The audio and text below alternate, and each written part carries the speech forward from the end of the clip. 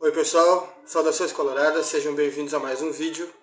Vamos aqui para um pré-jogo de Ipiranga, de Erechim, Internacional. Local, Colosso da Lagoa, em Erechim, o estádio deles. Começo às 4h30 de sábado, hoje.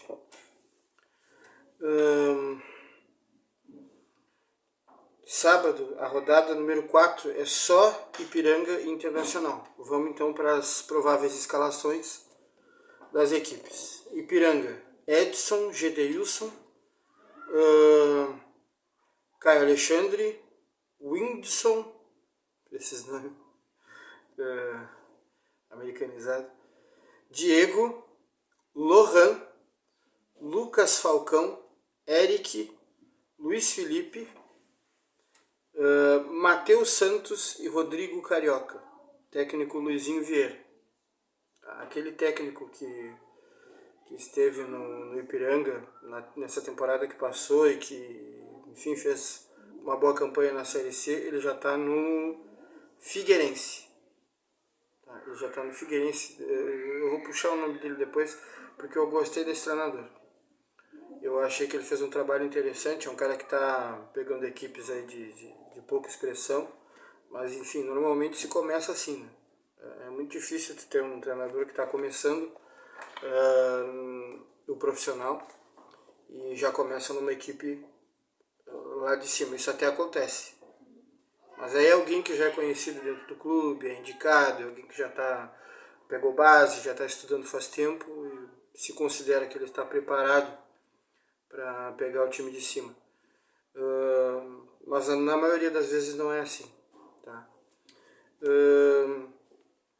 O Inter, Daniel, Heitor, Bruno Mendes, Vitor Cuesta e Moisés. Rodrigo Dourado, Edenilson, Maurício, Bosquilha, David e Wesley Moraes. Tá? O Tyson é um desfalque. Tá? Foi colocado que ele está fazendo trabalhos específicos. Deve ter sentido alguma coisa, talvez esteja fazendo um reforço muscular, enfim, um trabalho específico para o Tyson. Talvez nesse início ele tenha sentido alguma coisa, é normal. Tá? Johnny, dores abdominais, olha aí. Vai ser poupado. E Gustavo Maia foi testado e deu positivo para Covid-19. Tem uma dúvida na lateral esquerda entre Moisés e Paulo Vitor, para ver quem deve jogar. Tá? Eu não sei se isso é uma inferência de jornalista, tá? Se é algo diferente, que de repente veio lá de dentro, tá? Brotou de dentro do Internacional.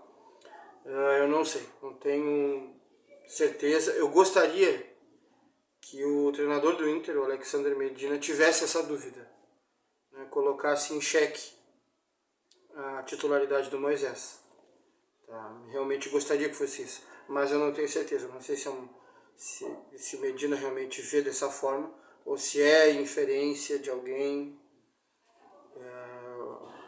ou alguma, enfim, pelo que aconteceu, pelo jogo que o Paulo Vitor fez e pelo que o Moisés apresentou, que a gente já conhece. Tá?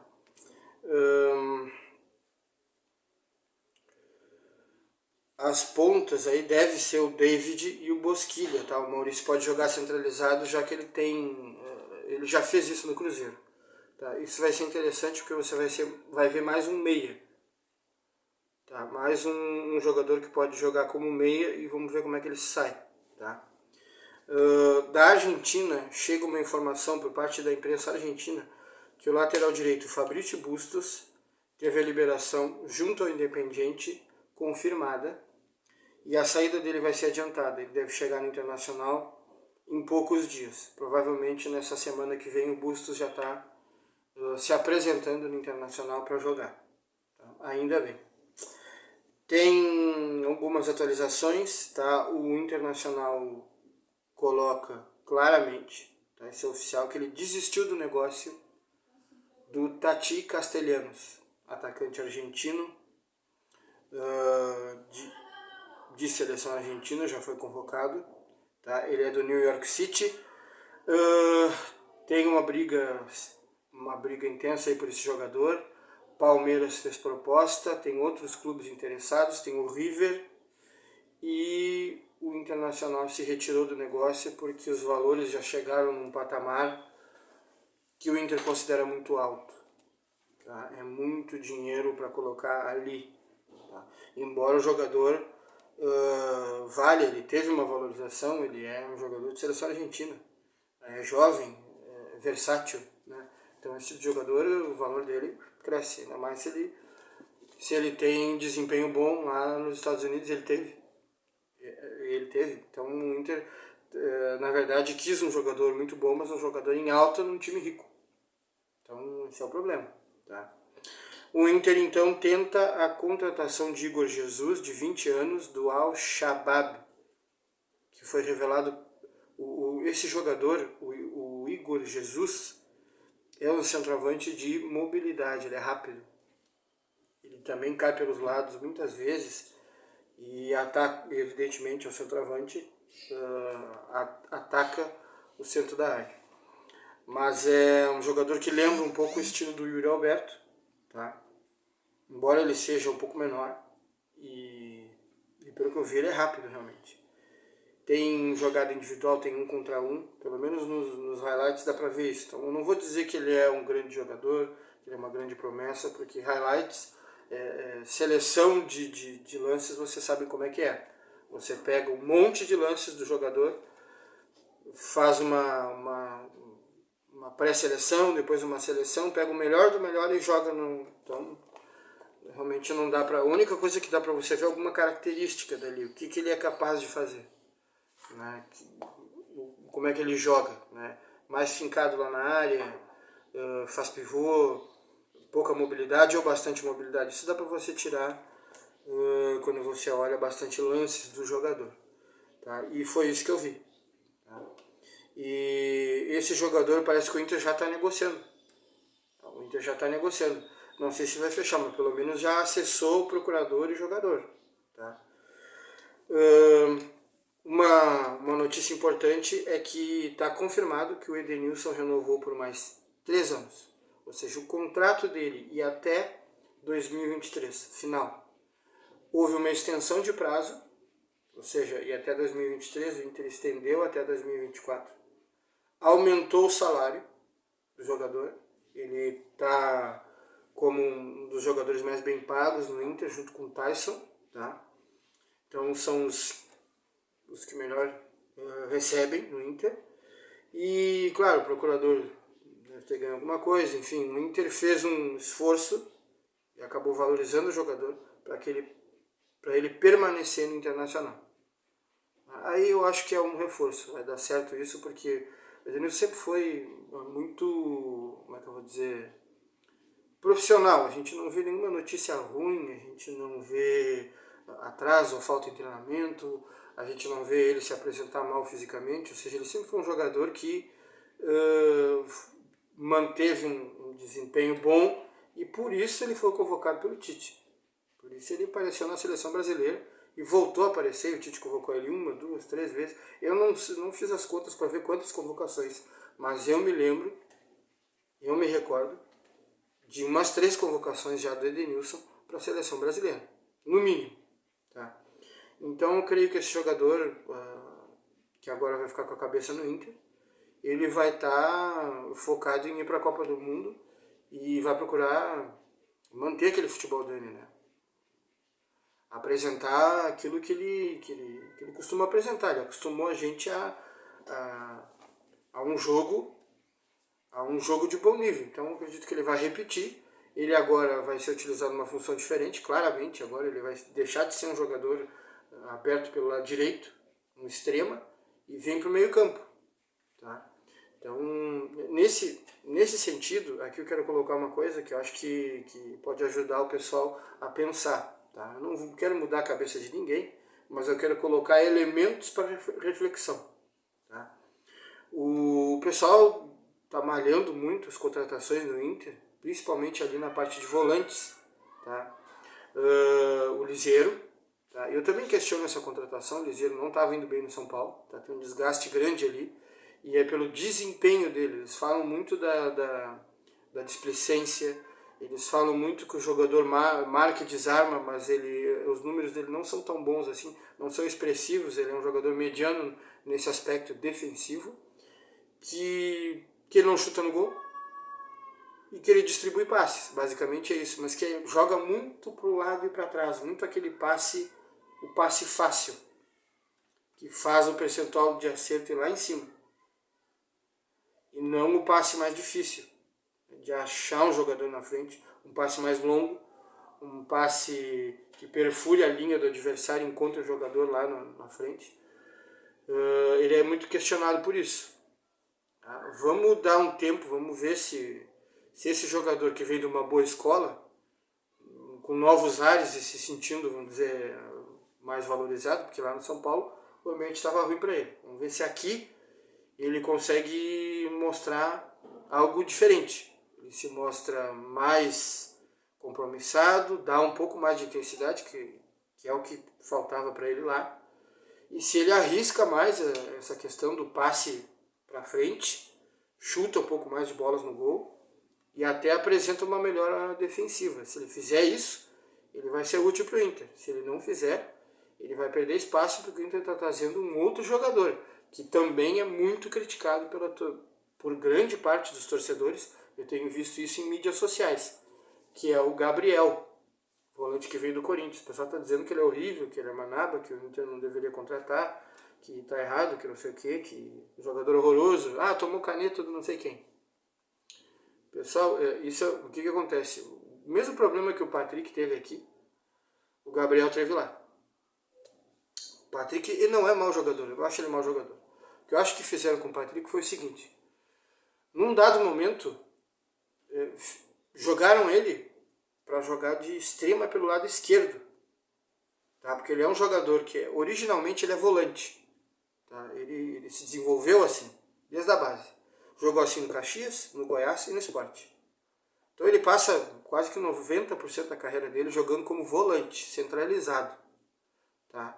Desarma, passa, tromba, faz pouco gol. É um jogador de meio de campo. Chega no Inter, é aproveitado como volante. O Papito, que é o Odair Hellmann, resolve fazer com que o Patrick ganhe em ofensividade. Ele diz, tu vai ser meio campista moderno. Tá? O defensivo vai ser o Dourado, vai ser o meio campista defensivo. Vou dar um espaço para ele menor, ele vai ficar aqui e vai cuidar conta dessa zona aqui. Quem vai ser os meio campistas que vão defender e atacar, vão lá para dentro da área inclusive, tentar fazer gol, vai ser tu, Patrick e o Edenilson. Tá? Vocês devem lembrar disso. Tu, Patrick e o Edenilson é que vão ser o box to box, o meio campista moderno. O Edenilson pegou isso mais fácil porque, enfim, ele é melhor. O Patrick demorou um tempo para pegar isso, começar a desenvolver mais essa coisa de entrar na área, fazer gol, chutar mais, ou dar algum drible. Ele demorou para fazer isso, mas ele foi pegando, que o Inter foi evoluindo ao longo do tempo. Né? O Inter patinou no Campeonato Brasileiro e depois melhorou, e aí não parou de ter aquele rendimento, vamos dizer, bom, que levou o Inter a ficar em terceiro no Campeonato Brasileiro e foi para a Libertadores. Quando ninguém acreditava que o Inter ia fazer isso. Vamos lembrar que nesse time do Odair Hellmann, quando o Odair estreou na Série A com o Inter, todo mundo dizia que o Inter ia cair. Que o negócio, vamos brigar pelos X pontos que é para não cair, vamos nos segurar. É isso que nos resta. Todo mundo falava isso. E ele entregou o Internacional em terceiro lugar. Botou dinheiro nos cofres do clube. E fez isso com o Patrick. E foi o melhor ano. Se vocês olharem em sites aí de scout, o melhor ano do Patrick foi esse. É quando ele tem as notas mais altas. Média de desarme lá em cima. Percentual de passe acertado bom. É ali, esse momento. Ele jogou mais um tempo centralizado e depois inventaram ele pelo lado esquerdo, como extremo. E ele acreditou nisso. Eu vou ser extremo agora, eu vou atacar, eu vou driblar, vou fazer gol. Jogou do lado esquerdo. Não deu muito certo, apesar de que ele conseguia fazer, romper ali pelo lado esquerdo, que ele fazia aquela jogada louca, dava o tapa, arrancava, e às vezes o cara não pegava ele, ou às vezes pegava ele, mas ele trombava e derrubava o cara. conseguia levar e ganhava um espaço ali para aquele lado esquerdo, né? Ou fazer aquelas meia-lua louca que ele faz, e dava certo às vezes, né? Então, como rompedor ali pelo lado esquerdo, ele acabou conseguindo alguma coisa. E ele foi para a área, foi fazer gol, foi chutar mais no gol, conseguiu fazer alguma coisa. Com o Abel, né, essa coisa de jogar como extrema pelo lado esquerdo, ele acabou tendo números razoáveis, né? Razoáveis, porque o cruzamento dele continuava sendo ruim, pouco preciso, e no 1 contra 1 dele não é o forte dele, não é o driblador. E ele não é velocista, tá? Ele não é velocista. O que ele faz é que ele arranca bem, ele tem força. Isso sim, agora ele não é um velocista. Então ele não era um jogador para estar ali como extremo. Tanto que o Miguel Ángel Ramírez, que queria extremas no Inter, ele viu o jogador e esse jogador não é daqui. Não é o tipo de jogador que eu preciso, que eu uso nesse sistema que eu quero implementar, que é o que a diretoria quer, me contratou para isso. Então não é. O Patrick acabou saindo do time. Tá? E aí houve complicação por isso e o Patrick caiu de rendimento no último ano. A torcida pegou no pé. E aí teve o áudio do Paixão que achou a bomba. Aí complicou ele de vez, aí realmente a situação dele junto à torcida piorou. Tá? Visto sim como um integrante de uma panela que existia lá no Internacional, Dourado, Patrick, Cuesta, os líderes do grupo, Edenilson, Tassi e tal, e o Inter, temos que desmanchar essa panela, porque estão querendo mandar no clube, a gente quer reassumir o controle, a diretoria quer reassumir o controle, não dá para ser assim, então dessa panela aí alguns ficam, porque são importantes, tipo Edenilson, tipo Cuesta, mas Patrick e Dourado vamos negociar e dar um jeito nessa panela aí, porque a gente quer um futebol diferente, mais ofensivo, nós queremos isso, vamos contratar gente para isso, treinadores, jogadores, e vamos fazer isso. E parem de reclamar, jogadores parem de se agrupar e reclamar, porque se eles se agregam e reclamam, fica difícil mandar embora um monte de jogador que não quer um trabalho diferente, é caro demais, não dá, aí acaba estourando o treinador. Então é mais uma questão política ali, administrativa dentro do grupo e de retomada de controle do que exatamente futebol, porque se você olhar o futebol, ele estava mal posicionado, ele estava numa posição que não é melhor para ele.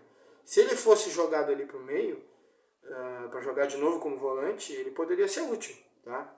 Eu achei ele melhor que o Liseiro, por exemplo. O Patrick como volante, para mim é bem melhor que o Liseiro.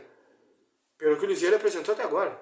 Tá? Nos últimos anos. Tá? Tô vendo o Liseiro do São Paulo, não só a última temporada, mas a anterior também, que ele jogou no São Paulo. Então é um desgaste. E o Gabriel a mesma coisa lá no Corinthians. O Corinthians ele foi vitorioso ali em 2012, 2013, 2011. O Corinthians foi ganhando Libertadores, Mundial. Foi o Corinthians vitorioso se apresentou para a torcida, tá? E eles estavam lá em cima. E de repente o Corinthians passou a não ganhar mais nada, nem paulista. E a foto do Gabriel sempre ali, ele de titular, jogando. Então ele acabou sendo associado com o Corinthians perdedor. Tá? E não é um jogador exuberante tecnicamente. É um jogador mais que faz, é mais um marcador passador. Briga, desarma, dá carrinho, tira a bola e passa. Mas é um passe mais fácil, é um passe curtinho. Tá? Quem tem mais qualidade técnica que vai dar assistência, que vai dar o chute no gol, que vai fazer essas tarefas aí de criação, de último tapa, vamos dizer assim, no Corinthians. Então ele fazia meio que um trabalho sujo, só que esse trabalho sujo que ele fazia era importante, e ele era bom nisso. Ele é rápido, ele é determinado, ele é visto como um jogador que não é problema. Só que chegou no momento que, muito tempo de clube, associado com o Corinthians perdedor, o salário dele cresceu, outros jogadores novos apareceram, como o Duqueiroz. Aí o que acontece? A torcida do Corinthians é azeite quente em cima do jogador. A torcida do Corinthians não é fácil, tá? E lá os caras têm poder. Tu pega ali camisa 12, né, Fiel, entre outras torcidas, é muita pressão, e é muita gente. Tá? Os caras são organizados, os caras chegam lá no clube querendo falar com o jogador, querendo falar com a diretoria, e pressão, e onde é que vocês pensam que vocês estão, e não é bem assim, aqui é Corinthians, eles chegam junto. Eles chegam junto e complica. Então, às vezes, quando o jogador está com um ambiente ruim, assim, com o torcedor, eles O Silvinho era a mesma coisa. Mesma coisa. O Silvinho, poucos jogos aqui, início de temporada, já manda o cara embora. Quer dizer, estranho. Era para nem ter contratado, então. Né? Porque ele já entrou sob mau tempo, na verdade. Ele já entrou com uma desconfiança. Ele chega no Corinthians e já tem. Não é treinador pro Corinthians. Sabe aquela coisa? Não é. Não é um cara com currículo suficiente, pode entender de futebol e tal, mas como treinador ele não construiu uma carreira de tamanho suficiente para chegar no Corinthians. Então já começou, né, naquela desconfiança, aquela coisa.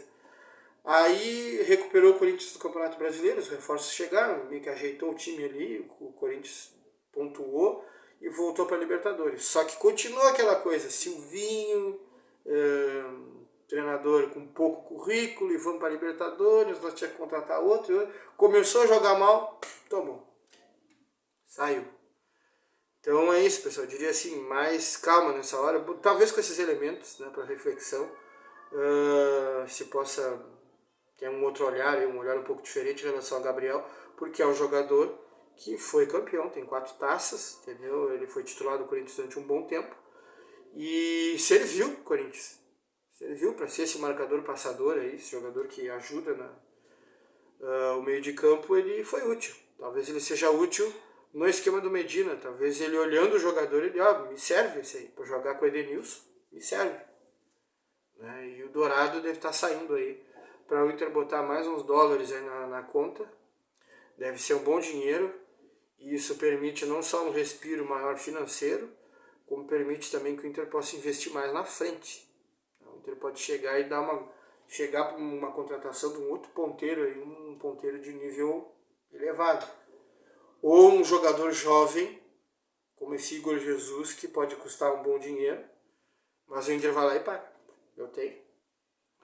Então acho que é isso. Acho que o investimento realmente está se pensando em investir mais na frente. Talvez seja isso. Mas vamos aguardar, vamos ver. Vamos ver se o jogador rende, tá? Mas é isso aí, essa é a minha opinião. Dá like, compartilha, considera se inscrever no canal. Vamos pro jogo. Até a próxima. E é isso aí.